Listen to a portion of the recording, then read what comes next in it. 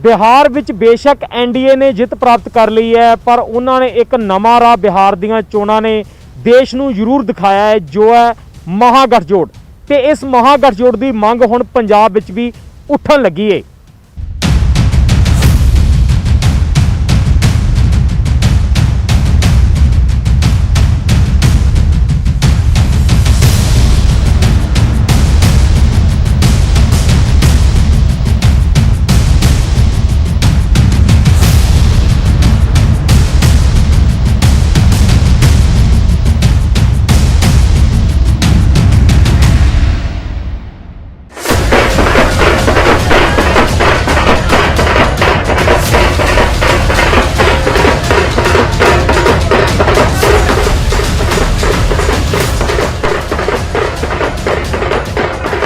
बिहार चोणां दे नतीजिਆਂ ने बीजेपी अंदर नवा जोश भरिया है। बीजेपी की इस जित का असर पंजाब तक भी पहुंचिया।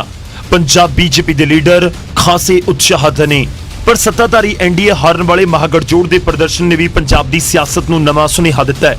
महागठजोड़ भावें हार गया, सरकार नहीं बना सकिया, पर इस हार दे विच भी दो पहलू मोटे रूप दे विच सामने आए ने। एक तां है कि खेतरी पार्टियां दे विच लोकां दा विश्वास कायम है ते ओह मजबूत होया है। लालू प्रसाद यादव की पार्टी राष्ट्रीय जनता दल बिहार दे विच ना सिर्फ सब तो वड्डी पार्टी बन के उभरी, बल्कि उसने सब तो वध वोट भी प्राप्त किए। राष्ट्रीय जनता दल नूं 23.05% वोट हासिल होए ने, जबकि 2015 च उसनूं 18.35% वोट मिले सन। हालांकि यह कहा जा सकता है कि राष्ट्रीय जनता दल बिहार दे विच सब तो वध सीटां ते चोण लड़ी सी, इसलिए उसका वोट शेयर ज्यादा रहा। पर दूजा पक्ष यह भी देखण वाला है कि वह किहड़े हालात दे विच ते किस दे खिलाफ लड़ी। आरजेडी का मुकाबला कौमी पद्धर की सब तो वड्डी ताकत बीजेपी अते 15 साल तो सूबे की सत्ता ते काबिज जनता दल के सांझे गठजोड़ दे नाल सी, जिस करके आरजेडी की प्राप्ति वड्डी बन गई। दूजा पक्ष यह सी कि बिहार की सियासत खब्बे पक्षी पार्टी का उभार भी देखा गया। खब्बे पक्षी 3 पार्टियां CPI, CPM, CPI ML, liberation महागठजोड़ का हिस्सा सन। इन्हां तिन्ने खब्बे पक्षी पार्टियां ने सिर्फ 29 सीटां दे उत्ते चोण लड़ी ते उन्हां दे विचों 16 ते जित हासिल भी की, जिस नाल लेफ्ट पार्टियां दे विच नवा उत्साह भर गया। बिहार के नतीजिਆਂ ने खब्बे पक्षियां दे विच जोश भरिया ते स्थानक पार्टियां की महत्ता नूं होर गूढ़ा करके सामने लिआउंदा।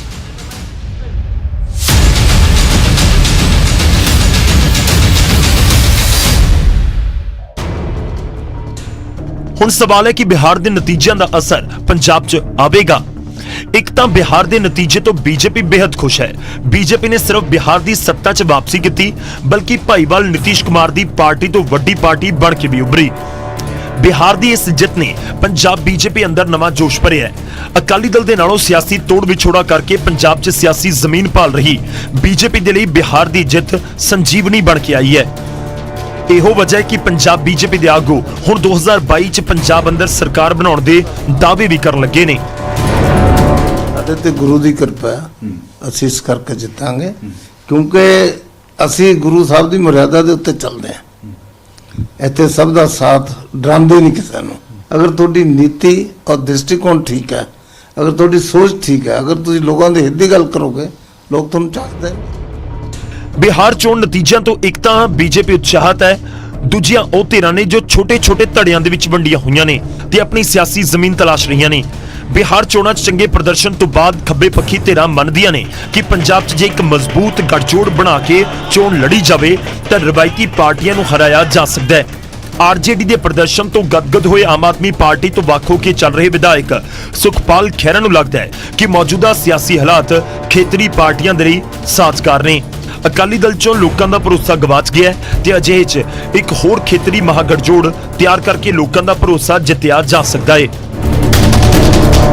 ਅੱਜ ਵੀ ਪੰਜਾਬ ਦੇ ਵਿੱਚ ਮੇਰਾ ਇਹ ਮੰਨਣਾ ਵਾ ਕਿ ਇੱਕ ਅਲਟਰਨੇਟਿਵ ਪੋਲਿਟਿਕਸ ਦੀ ਬਹੁਤ ਵੱਡੀ ਸਪੇਸ ਆ। ਆ ਜਿਹੜਾ ਕਿਸਾਨਾਂ ਦਾ ਅੰਦੋਲਨ ਹੋਇਆ ਨਾ, ਇਹ ਕਿਸੇ ਹੋਰ ਸਟੇਟ ਵਿੱਚ ਹੁੰਦਾ ਤੇ ਉੱਥੋਂ ਦੀ ਆਪੋਜੀਸ਼ਨ ਪਾਰਟੀਆਂ ਨੇ ਲੀਡ ਕਰਨਾ ਸੀ ਅੰਦੋਲਨ ਨੂੰ। ਹੁਣ ਇੱਥੇ ਨਜ਼ਰ ਆਉਂਦਾ ਕਿ ਪੰਜਾਬ ਦੇ ਕਿਸਾਨਾਂ ਨੂੰ ਜਾਂ ਆਮ ਲੋਕਾਂ ਨੂੰ ਕਿਸੇ ਪੋਲੀਟੀਕਲ ਪਾਰਟੀ ਤੇ ਕੋਈ ਭਰੋਸਾ ਨਹੀਂਗਾ, ਕਿਸੇ ਲੀਡਰ ਤੇ ਭਰੋਸਾ ਨਹੀਂਗਾ। ਉਹਨਾਂ ਨੇ ਸਾਰੇ ਲੀਡਰਾਂ ਨੂੰ ਤੁਸੀਂ ਦੇਖਿਆ ਕਿ ਕਿਸ ਤਰ੍ਹਾਂ ਆਪਣੇ ਧਰਨਿਆਂ ਵਿੱਚੋਂ ਬਾਹਰ ਕੱਢਿਆ ਵਾ। ਅੱਜ ਵੀ ਪੰਜਾਬ ਦੇ ਵਿੱਚ ਬਹੁਤ ਵੱਡਾ ਪੋਲੀਟੀਕਲ ਵੈਕਿਊਮ ਆ ਔਰ ਜਿਹੜੇ ਪੰਜਾਬ ਦੇ ਅਸਲ ਜਿਹੜੇ ਲੋਕ ਇੱਛਾ ਰੱਖਦੇ ਨੇ, ਉਹ ਚਾਹੁੰਦੇ ਨੇ ਕਿ ਕੁਝ ਅੱਛੇ ਚੰਗੇ ਜਿਹੜੇ ਆਗੂ ਨੇ ਜਿਨ੍ਹਾਂ ਜਿਹੜੇ ਬੇਦਾਗ ਕਹਿ ਲਓ, ਜਿਹੜੇ ਕੋਈ ਪੰਜਾਬ ਹਿਤੈਸ਼ੀ ਨੇ, ਜਿਹਦੇ 'ਚ ਜੇ ਮੈਂ ਨਾਮ ਲਵਾਂ ਤਾਂ ਉਹਦੇ ਵਿੱਚ ਨਵਜੋਤ ਸਿੰਘ ਸਿੱਧੂ ਦਾ ਵੀ ਨਾਮ ਆਉਂਦਾ, ਉਹਦੇ 'ਚ ਪ੍ਰਗਟ ਸਿੰਘ ਦਾ ਵੀ ਨਾਮ ਆਉਂਦਾ, ਉਹਦੇ 'ਚ ਪਰਮਿੰਦਰ ਢੀਂਡਸੇ ਦਾ ਨਾਮ ਆਉਂਦਾ, ਉਹਦੇ 'ਚ ਬੈਂਸ ਬ੍ਰਦਰਸ ਦਾ ਆਉਂਦਾ, ਡਾਕਟਰ ਗਾਂਧੀ ਦਾ ਆਉਂਦਾ, ਛੋਟੇਪੁਰ ਦਾ ਆਉਂਦਾ। ਇਹ ਅਗਰ ਇਹ ਸਾਰੇ ਕਿਤੇ ਇਕੱਠੇ ਹੋ ਜਾਣ ਤਾਂ ਮੈਂ ਤੁਹਾਨੂੰ ਦਾਅਵੇ ਨਾਲ ਕਹਿ ਸਕਦਾ ਕਿ ਪੰਜਾਬ ਦੇ ਵਿੱਚ ਇੱਕ ਵਾਰ ਬਹੁਤ ਭਾਰੀ ਬਦਲ ਲਿਆ ਸਕਦੇ ਨੇ। ਵੀ ਤੀਜੀ ਧਿਰ ਬਣੇ ਤੇ ਕੋਈ ਪੰਜਾਬ ਦਾ ਭਲਾ ਹੋਵੇ। ਨਹੀਂ ਹੁਣ ਤੱਕ ਜਿਸ ਤਰ੍ਹਾਂ ਕਾਂਗਰਸ ਸਰਕਾਰ ਤੇ ਬਾਦਲ ਦਲ ਵੱਲੋਂ ਜੋ ਕੁਝ ਹੋਇਆ ਹੈ ਉਹ ਸਾਰੇ ਲੋਕਾਂ ਦੇ ਸਾਹਮਣੇ ਹੈ ਤੇ ਇਹ ਨੀਤੀਆਂ ਜਿਹੜੀਆਂ ਨੇ ਆਪਸ 'ਚ ਜਿਸ ਤਰ੍ਹਾਂ ਰਲੇ ਹੋਏ ਨੇ ਦੋਨੇ, ਕਾਂਗਰਸ ਜਿਹੜੀ ਹੈ ਬਾਦਲ ਪਰਿਵਾਰ ਦੀ ਮਦਦ ਕਰ ਰਹੀ ਹੈ ਤੇ ਬਾਦਲ ਪਰਿਵਾਰ ਵੀ ਕਿਤੇ ਨਾ ਕਿਤੇ ਤੁਸੀਂ ਦੇਖੋ ਵੀ ਜਿਵੇਂ ਉਹਨਾਂ ਦੇ ਕੇਸ ਵਾਪਸ ਹੋਏ ਕੈਪਟਨ ਅਮਰਿੰਦਰ ਸਿੰਘ ਜੀ ਦੇ, ਤੇ ਉਹ ਸਾਰੀਆਂ ਗੱਲਾਂ ਕੋਈ ਲੋਕਾਂ ਤੋਂ ਲੁਕੀਆਂ ਹੋਈਆਂ ਨੇ। ਪੰਜਾਬ ਦੇ ਅੰਦਰ ਇਸ ਵੇਲੇ ਵੱਡਾ ਕਿਸਾਨੀ ਸੰਕਟ ਜਿਹੜਾ ਹੈਗਾ ਕਿਸਾਨ ਅੰਦੋਲਨ ਦੇ ਰੂਪ ਦੇ ਵਿੱਚ ਸਾਨੂੰ ਨਜ਼ਰ ਆ ਰਿਹਾ ਹੈ ਤੇ ਕਿਸਾਨ ਅੰਦੋਲਨ ਜਿਹੜਾ ਹੈਗਾ ਇਹ ਆਪਣੇ ਆਪ ਦੇ ਵਿੱਚ ਸੰਭਾਵਨਾਮਈ ਹੈ, ਇਹ ਤਬਦੀਲੀ ਦੀਆਂ ਤਾਕਤਾਂ ਰੱਖਦਾ ਹੈ ਤੇ ਇਸ ਨੇ ਸਾਰੀਆਂ ਸਿਆਸੀ ਧਿਰਾਂ ਨੂੰ ਮਜਬੂਰ ਕੀਤਾ ਹੈ ਸੋਚਣ ਵਾਸਤੇ ਕਿ ਕੀ ਤੁਸੀਂ ਕੇਂਦਰ ਦੀਆਂ ਜਿਹੜੀਆਂ ਜਾਰੀ ਆਰਥਿਕ ਨੀਤੀਆਂ ਨੇ ਉਹਨਾਂ ਨੂੰ ਹੀ ਅੱਗੇ ਜਾਰੀ ਦੇਖਣਾ ਚਾਹੁੰਦੇ ਹੋ ਕਿ ਨਹੀਂ।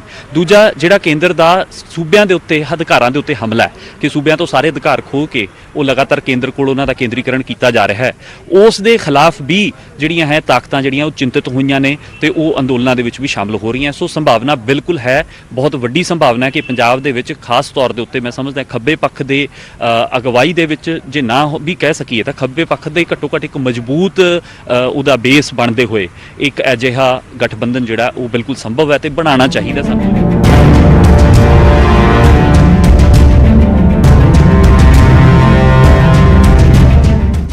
ਨਵੇਂ ਸਿਆਸੀ ਬਦਲ ਦੀ ਗੱਲ ਆਮ ਆਦਮੀ ਪਾਰਟੀ ਵੀ ਕਰ ਰਹੀ ਹੈ, ਜੋ ਇਸ ਵਕਤ ਪੰਜਾਬ ਦੇ ਵਿੱਚ ਮੁੱਖ ਵਿਰੋਧੀ ਧਿਰ ਹੈ। ਪਰ ਆਮ ਆਦਮੀ ਪਾਰਟੀ ਦਾ ਮੰਨਣਾ ਹੈ ਕਿ ਨਵਾਂ ਸਿਆਸੀ ਬਦਲ ਸਿਰਫ ਆਮ ਆਦਮੀ ਪਾਰਟੀ ਦੀ ਅਗਵਾਈ ਹੇਠ ਹੀ ਦਿੱਤਾ ਜਾ ਸਕਦਾ ਹੈ। ਇਹ ਕਾਰਨਰਡ ਕੰਟੈਸਟ ਬਿਹਾਰ ਦੇ ਵਿੱਚ ਹੁੰਦੇ ਨੇ, ਕਈ ਪਾਰਟੀਆਂ ਨੇ ਉਸ ਤਰੀਕੇ ਦਾ ਪੋਲੀਟੀਕਲ ਕਨਸੈਪਟ ਆਪਣੇ ਪੰਜਾਬ ਦੇ ਵਿੱਚ ਹਜੇ ਤੱਕ ਤਾਂ ਹੈ ਨਹੀਂਗਾ। ਪਹਿਲਾਂ ਦੋ ਪਾਰਟੀਆਂ ਲੜਦੀਆਂ ਰਹੀਆਂ ਨੇ ਤੇ ਹੁਣ ਪਿਛਲੀ ਵਾਰੀ ਤੀਸਰੀ ਆਮ ਆਦਮੀ ਪਾਰਟੀ ਆਈ ਹੈ ਜਿਹਨੂੰ ਕਿ ਬਹੁਤ ਵੱਡਾ ਮੈਂਡੇਟ ਇੱਕ ਤਰੀਕੇ ਨਾਲ ਪ੍ਰਿੰਸੀਪਲ ਆਪੋਜੀਸ਼ਨ ਪਾਰਟੀ ਦੇ ਰੂਪ ਦੇ ਵਿੱਚ ਮਿਲਿਆ। ਮੈਂ ਨਹੀਂ ਸਮਝਦਾ ਹੈਗਾ, ਇੱਕ ਤਾਂ ਬਿਹਾਰ ਵੈਸੇ ਹੀ ਆਲਮੋਸਟ ਡਬਲ ਦਾ ਸਾਈਜ਼ ਹੈ ਪੰਜਾਬ ਨਾਲੋਂ ਔਰ ਮਲਟੀ ਕਾਰਨਰਡ ਕੰਟੈਸਟ ਹੋਣ ਕਰਕੇ ਉੱਥੇ ਮਹਾਗਠਬੰਧਨ ਨੇ ਜਿਹੜੇ ਉਹ ਚੱਲ ਜਾਂਦੇ ਨੇ। ਪਰ ਮੈਂ ਸਮਝਦਾ ਕਿ ਵੈਕਿਊਮ ਬਹੁਤ ਹੈ ਅੱਜ ਦੀ ਡੇਟ ਦੇ ਵਿੱਚ ਪੰਜਾਬ ਦੇ ਵਿੱਚ ਤੇ ਉਸ ਪੋਲੀਟੀਕਲ ਵੈਕਿਊਮ ਨੂੰ ਭਰਨ ਦੀ ਕੈਪੈਸਿਟੀ ਜਿਹੜੀ ਹੈਗੀ ਔਰ ਲੋਕਾਂ ਦਾ ਵੀ ਜੋ ਇੰਟਰਸਟ ਔਰ ਝੁਕਾਅ ਹੈਗਾ ਉਹ ਆਮ ਆਦਮੀ ਪਾਰਟੀ ਵੱਲ। ਮੈਂ ਨਹੀਂ ਸਮਝਦਾ ਹੈਗਾ ਕਿ ਅੱਜ ਦੀ ਡੇਟ ਦੇ ਵਿੱਚ ਇਸ ਤਰ੍ਹਾਂ ਦੀ ਕੋਈ ਕਿਸੇ ਕੈਲਕੂਲੇਸ਼ਨ ਦੇ ਉੱਪਰ ਆਪਾਂ ਕੋਈ ਟਿੱਪਣੀ ਕਰ ਸਕਦੇ ਹਾਂ। ਖਾਸ ਗੱਲ ਇਹ ਵੀ ਹੈ ਕਿ ਪੰਜਾਬ ਦੀ ਸਿਆਸਤ ਕਾਂਗਰਸ ਤੇ ਅਕਾਲੀ ਦਲ ਨੂੰ ਛੱਡ ਕੇ ਜਦੋਂ ਵੀ ਕਿਸੇ ਨਵੇਂ ਸਿਆਸੀ ਧਿਰ ਨੇ ਸਿਰ ਚੁੱਕਿਆ ਤਾਂ ਉਹ ਮਾਲਵੇ ਦੀ ਧਰਤੀ ਤੋਂ ਹੀ ਚੁੱਕਿਆ। ਦੁਆਬੇ 'ਚ ਥੋੜਾ ਬਹੁਤ ਉਸ ਨੂੰ ਹੁੰਗਾਰਾ ਮਿਲਿਆ ਪਰ ਮਾਝੇ 'ਚ ਕਦੇ ਉਸ ਦਾ ਅਸਰ ਨਜ਼ਰ ਨਹੀਂ ਆਇਆ, ਚਾਹੇ ਉਹ ਆਮ ਆਦਮੀ ਪਾਰਟੀ ਹੀ ਕਿਉਂ ਨਾ ਹੋਵੇ ਜਾਂ ਫਿਰ ਮਨਪ੍ਰੀਤ ਬਾਦਲ ਦੀ ਪੀਪਲਜ਼ ਪਾਰਟੀ ਆਫ ਪੰਜਾਬ ਰਹੀ ਹੋਵੇ। ਆਮ ਆਦਮੀ ਪਾਰਟੀ ਨੂੰ ਮਾਲਵੇ 'ਚੋਂ ਹੀ ਸਭ ਤੋਂ ਵੱਧ ਸੀਟਾਂ ਮਿਲੀਆਂ, ਦੁਆਬੇ 'ਚੋਂ ਵੀ ਇੱਕ ਸੀਟ ਮਿਲੀ, ਵੋਟਾਂ ਠੀਕ ਠਾਕ ਮਿਲ ਗਈਆਂ ਪਰ ਮਾਝੇ 'ਚ ਆਮ ਆਦਮੀ ਪਾਰਟੀ ਕੋਈ ਅਸਰ ਦਿਖਾ ਨਹੀਂ ਸਕੀ। ਉਸੇ ਤਰ੍ਹਾਂ ਪੀਪੀਪੀ ਦਾ ਅਸਰ ਵੀ ਮਾਲਵੇ ਦੇ ਵਿੱਚ ਹੀ ਨਜ਼ਰ ਆਇਆ ਸੀ। ਬਿਹਾਰ ਚੋਣਾਂ ਨੇ ਖੱਬੇ ਪੱਖੀ ਪਾਰਟੀਆਂ ਲਈ ਆਕਸੀਜਨ ਦਾ ਕੰਮ ਕੀਤਾ ਹੈ। ਖੱਬੇ ਪੱਖੀ ਪਾਰਟੀਆਂ ਦੇ ਕੋਲ ਜਿੱਥੇ 2010 ਦੇ ਵਿੱਚ ਕੇਵਲ ਇੱਕ ਸੀਟ ਸੀ ਤੇ 2015 ਦੀਆਂ ਚੋਣਾਂ ਵਿੱਚ 3 ਸੀਟਾਂ ਸਨ, ਉਹਨਾਂ ਦੀ ਗਿਣਤੀ ਹੁਣ ਵੱਧ ਕੇ 2020 ਦੇ ਵਿੱਚ 16 ਤੱਕ ਪਹੁੰਚ ਗਈ ਹੈ। ਜਿੱਥੇ ਬਿਹਾਰ ਇਲੈਕਸ਼ਨ ਵਿੱਚ ਖੱਬੇ ਪੱਖੀ ਪਾਰਟੀਆਂ ਦਾ ਅਸਰ ਦੇਖਣ ਨੂੰ ਮਿਲਿਆ ਹੈ, ਉੱਥੇ ਹੀ ਆਉਣ ਵਾਲੇ ਸਮੇਂ ਵਿੱਚ ਦੇਸ਼ ਦੇ ਬਾਕੀ ਰਾਜਾਂ ਵਿੱਚ ਵੀ ਖੱਬੇ ਪੱਖੀ ਪਾਰਟੀਆਂ ਦਾ ਅਸਰ ਦੇਖਣ ਨੂੰ ਮਿਲ ਸਕਦਾ ਹੈ।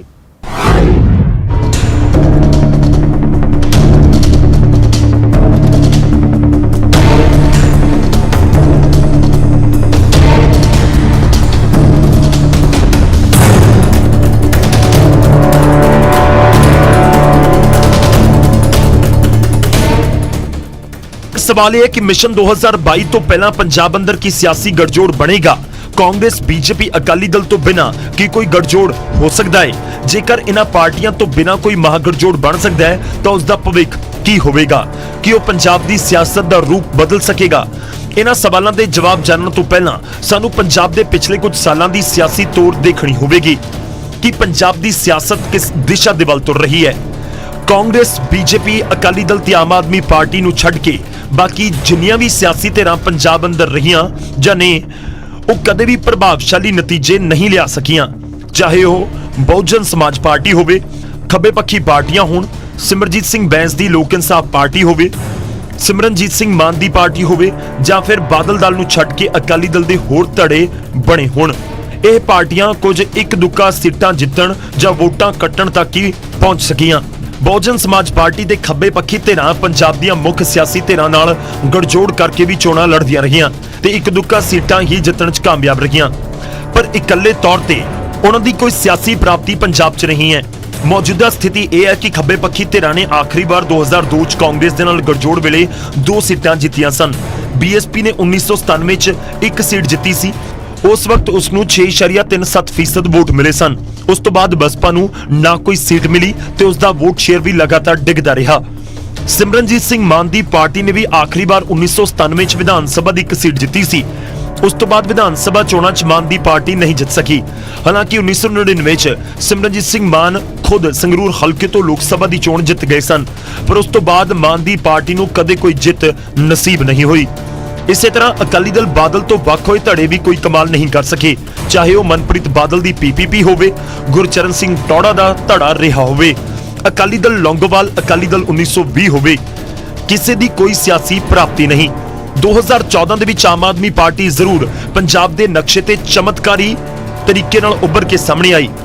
2014 ਦੀਆਂ ਲੋਕ ਸਭਾ ਚੋਣਾਂ 'ਚ ਪਹਿਲੀ ਵਾਰ ਉਸਦੇ 4 ਐਮਪੀ ਜਿੱਤੇ ਤੇ 24% ਵੋਟ ਪਾਰਟੀ ਨੂੰ ਮਿਲ ਗਿਆ।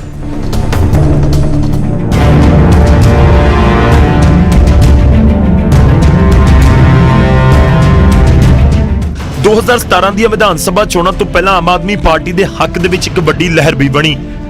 ਪਾਰਟੀ ਦੇ ਵੱਲੋਂ 100 ਸੀਟਾਂ ਜਿੱਤਣ ਦੇ ਦਾਅਵੇ ਵੀ ਕੀਤੇ ਗਏ, ਪਰ ਉਸ ਨੂੰ ਸਿਰਫ 20 ਸੀਟਾਂ ਤੇ ਹੀ ਜਿੱਤ ਹਾਸਲ ਹੋਈ। ਇਸ ਦੇ ਬਾਵਜੂਦ ਉਹ ਸੂਬੇ ਅੰਦਰ ਮੁੱਖ ਧਿਰ ਬਣ ਕੇ ਉੱਭਰੀ ਤੇ ਉਸ ਨੂੰ ਕਰੀਬ 23% ਵੋਟਾਂ ਮਿਲੀਆਂ। ਪਰ 2017 ਦੇ ਬਾਅਦ ਆਮ ਆਦਮੀ ਪਾਰਟੀ ਦਾ ਗ੍ਰਾਫ ਲਗਾਤਾਰ ਡਿੱਗਦਾ ਰਿਹਾ ਹੈ।